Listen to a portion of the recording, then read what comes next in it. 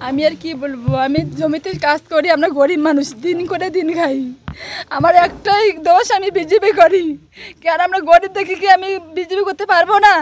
আমরা সুরক্ষা চাই। আমি চাই যে আমাদের যারা উদয়নগরের নেতৃত্বে যারা আমার বাড়িতে এরকম মারধর করে আমাদের বাড়ি ঘর ভেঙে গেছে, আমার বাচ্চারা আজকে না খেয়ে স্কুলে গেছে, পড়াশোনা করে বই খাতা সব পূর্ণকালে ছুটে ফেলছে। আমি চাই এদের বিচার হোক, এরা যেন শাস্তি পায়।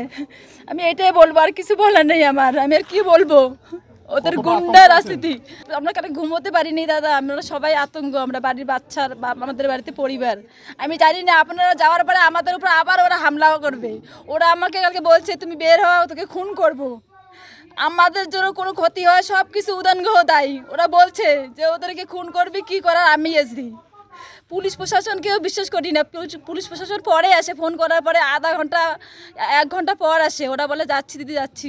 গত 5ই আগস্ট শুভেন্দু অধিকারীর কনভয় হামলা, আর তাই 3 দিনের মাথায় ফের উত্তপ্ত হলো কোচবিহার। বিক্ষোভের মুখে বিজেপির প্রতিনিধি দল, আক্রান্ত দলীয় কর্মীদের বাড়িতে গিয়েছিলেন তারা, আর সেখানে গিয়ে বিক্ষোভের মুখে পড়েন বিজেপি বিধায়করা। দেখুন, পুলিশ প্রশাসন কোথায়? মহিলারা এসেছে, আপনারা দেখুন বাড়িতে ঢিল। রোহিঙ্গা মহিলারা এসেছে, আপনারা দেখেছেন? আমরা কোন রাজ্যে বাস করছি? মহিলা মুখ্যমন্ত্রীর রাজ্যতে বাস করছি। হ্যাঁ দেখুন, প্রশাসন কোথায় আছে?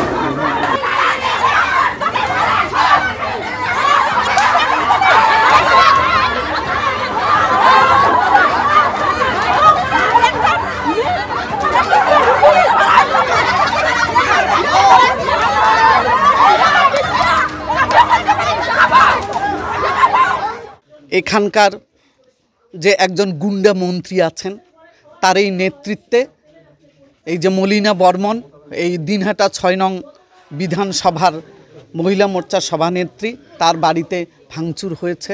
ভাঙচুর তো হয়েছে, আসবাবপত্র সব তো নিয়ে গেছে। এমনকি তারা তো প্রান্তিক মানুষ, দিন আনি দিন খায়। তাদের চাল ডাল, গ্যাসের ওভেন থেকে শুরু করে ভাতের হাঁড়ি কড়াই সমস্ত কিছু ভেঙেছে। খুন করে দেওয়ার কথা বলছে পুলিশ। তো দলদাস, পুলিশকে বারবার ফোন করা হচ্ছে, পুলিশ বলছে দেখছি যাচ্ছি। সারা পশ্চিমবঙ্গেই তো তাই চলছে, আর দিনহাটাতে তো আরও বেশি।